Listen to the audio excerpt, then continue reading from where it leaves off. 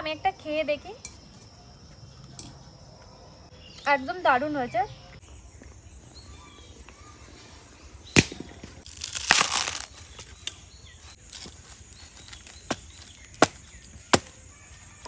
গাছ হওয়া দুশ্চিল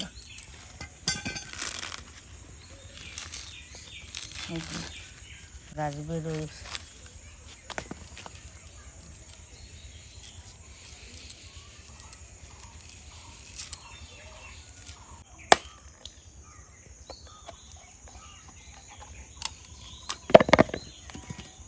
ছোট হইলে হবে কি, নারকেল ভালো হয়েছে দেখেছ, আমাদের গাছের নারকেল।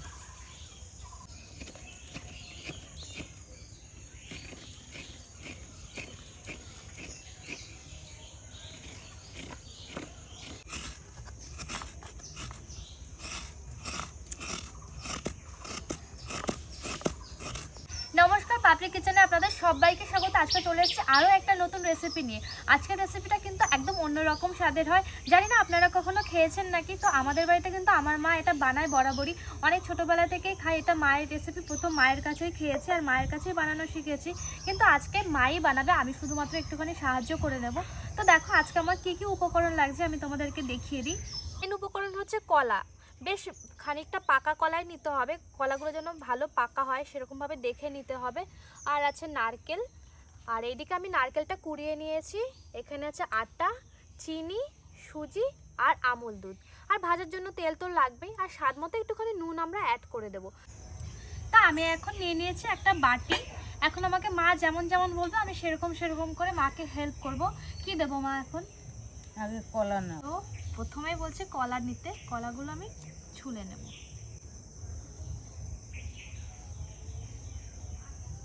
আমি কলাগুলোকে ছুলে নিচ্ছি। কলাগুলো কিন্তু বেশ ভালো পাকা হতে হবে। আমরা নর্মালি যেরকম কলা খাই তার থেকে একটু বেশি যেন পাকা হয় কলাগুলো। তো কলাগুলো তো আমি ছুলে নিয়েছি, এখন এগুলো চটকে নিতে হবে। চটকে নেওয়ার জন্য আমার কাছে রয়েছে এই ম্যাশার। আমি ম্যাশারটা দিয়ে ভালো করে ম্যাশ করে নেব, তারপরে আমি চটকাবো। এটা দিয়ে না ম্যাশ করলে অনেকটাই ভালো হয়। এত ভালো করে চটকে নিতে হবে যাতে কোনো লাম্পস না থাকে এর মধ্যে। তো আমি এটার সাহায্যে ফার্স্টে কলাগুলোকে চটকে নিচ্ছি। আপনারা চাইলে মিক্সচার মেশিনেও পেস্ট করে নিতে পারেন, কিন্তু মিক্সচার মেশিনে পেস্ট করলে অত একটা ভালো হয় না। হাতে চটকান বা এরকম একটা ম্যাশার দিয়ে চটকে নিলেই পারেন। আর এটা তো অ্যাভেলেবেল, সব জায়গায় পাওয়া যায়। 20 থেকে 30 টাকা দাম নেয়, দোকানে এখন পাওয়া যায়। বড় বড় শপিং মলেও পাওয়া যায়, নর্মাল দোকানেও পাওয়া যায়, বাসনপত্রের দোকানে। তো কলাটা একদম চটকানো হয়ে গেছে, কত তাড়াতাড়ি হয়ে গেল। এবার আমি এর মধ্যে দিয়ে দেবো চিনি। তো দিয়ে দিয়েছি চিনি।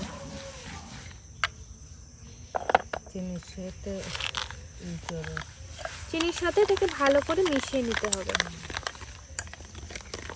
চিনিটা যাতে গলে যায়। আর দিয়ে দিচ্ছি একটু পরিমাণ নুন।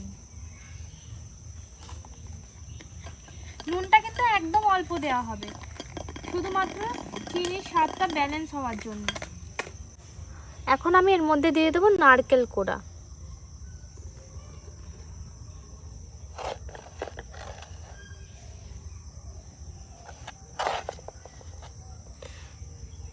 নারকেল কোড়া দিয়ে একটু মিশিয়ে নেব ভালো করে। এক এক করে সব দাও। ঠিক হচ্ছে মা মেশানো? হ্যাঁ। এবারে কি দেব? এবার এইটা সুজিটা দাও।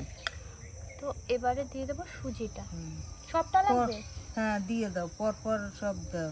সুজি, আটা, তারপরে আমল দুধটা সব দিয়ে তারপর হাত দিয়ে চটকাতে হবে। এখন আর ওটা দিয়ে ই করলে হবে না। একটু মিশিয়ে নিই, তারপরে আমি হাত দিয়ে চটকে দিচ্ছি। এই মিশ্রণটা এখন টাইট হয়ে গেছে। এখন আমি কি করব, এটাকে আমি সাইডে রেখে হাত দিয়ে চটকাবো।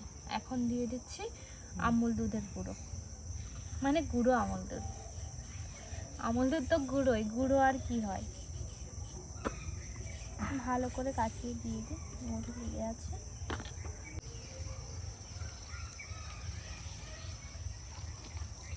এবার দিয়ে দেবো আটা। আটা পুরোটা লাগবে? হ্যাঁ এটুকু হবে না। আচ্ছা, বলছে এইটুকুতে হবে না, আরও দিতে হবে।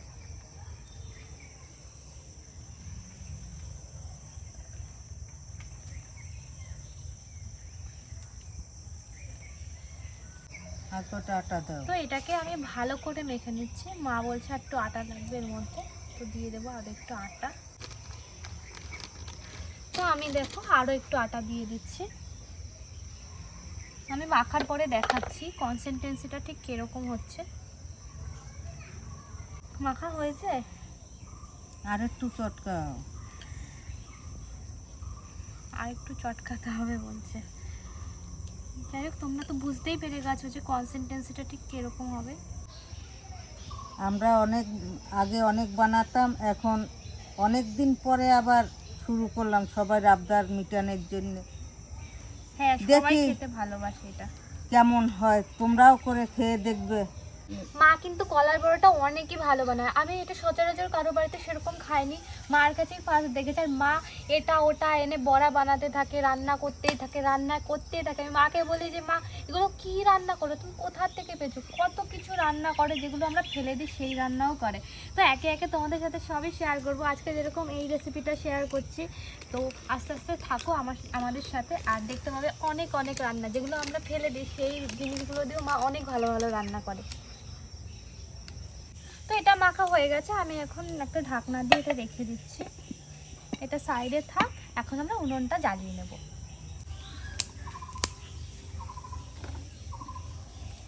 আজকে দারুণ কাঠ জোগাড় করেছি। কোথা থেকে আনলাম আমার কাঠগুলো?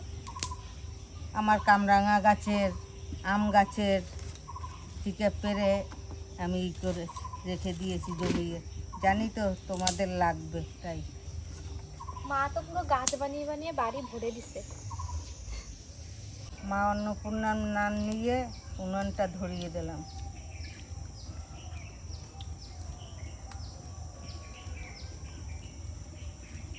দারুণ ধরেছে। কড়াইটা বসিয়ে দাও, উনুনটা তো অনেক ভালো ধরে গেছে।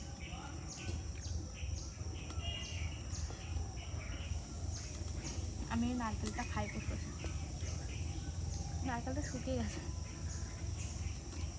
জল হয়নি তো। আজকে মাই রান্না করবে, আমার ডিউটি শেষ, তাই জন্য আমি বসে বসে আমার নারকেল খাচ্ছি, কাটার সময় নেই।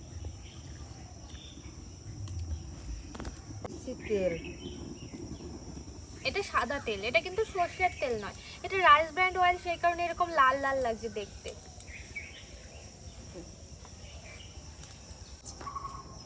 এবার দেয়া শুরু করি। তেল ভালোই গরম হয়ে গেছে।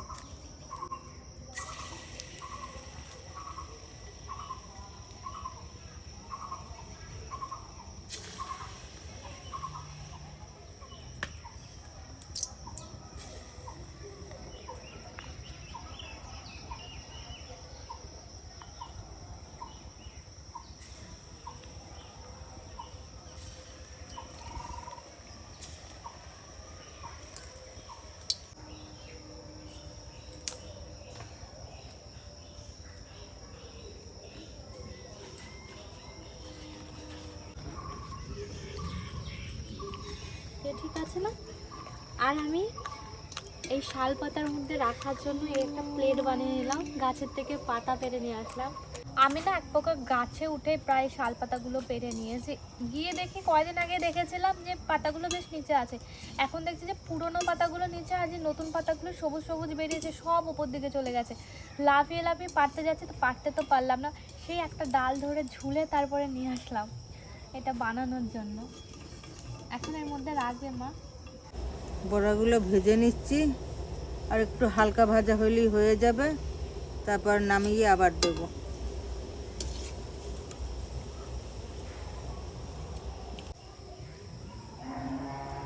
এবারে নামিয়ে ফেললাম।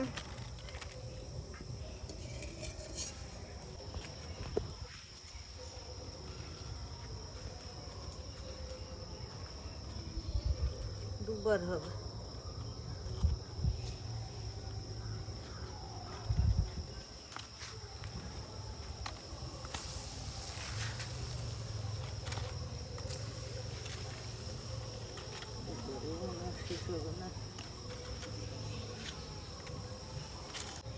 দেখো আমাদের কলার বড়াগুলো কিন্তু একদম রেডি হয়ে গেছে।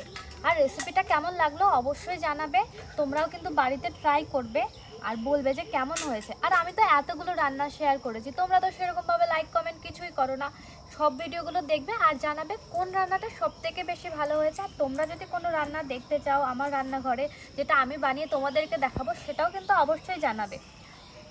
তো দেখে নাও কলার বড়াটা কিন্তু বেশ ভালো হয়েছে খেতে।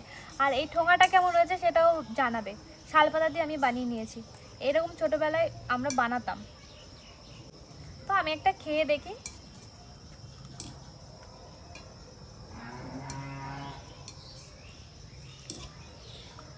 একদম দারুণ হয়েছে, কারণ এর মধ্যে যে কলার একটা ফ্লেভার, ওই ফ্লেভারটাও ইনহ্যান্স করছে খুব ভালোভাবে। তার সাথে আমল দুধ দেওয়া হয়েছে, একটা দারুণ টেস্ট লাগছে। আপনারা বাড়িতে না বানালে কখনোই বুঝতে পারবেন যে এটা কতটা ভালো লাগে খেতে। আমার তো বেশ ভালো লাগে।